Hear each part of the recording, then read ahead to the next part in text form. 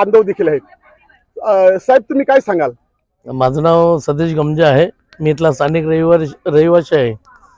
ही Ro-Ro सेवा जी आजपासून जी चालू झाली त्याच्यामुळे वसईतील एवढ्या पर्यटकांना बोला की स्थानिक रहिवाशांना बोला, भाईंदरला जायला 15 ते 20 मिनिटांमध्ये लगेच इथून वळसा घालून जवळजवळ 1 ते 1.5 तास जायचा आपल्या बाय रोडने. तर इथून कसं कुठे आपल्याला जायचं असेल मुंबईला वगैरे, तर इथून आपली व्हेकल टाकली लगेच भाईंदरला पोहोचली 15 ते 20 मिनिटात.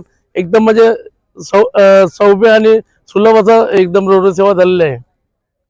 ह्या रोरोमुळे आपल्या स्थानिक जे मच्छी बांधव विकणारे बांधव आहेत त्यांना काय फायदा होणार असं वाटतं तुम्हाला?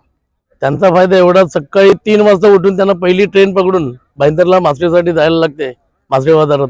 आता तिथून मासळी घेऊन हे रोरो बोटीमध्ये आले की ते लवकर येऊन आपल्या मार्केटला लवकर ते मासळी विकायला जाऊ शकतात. हा त्यांचा प्लस पॉईंट आहे. ओके सर, धन्यवाद.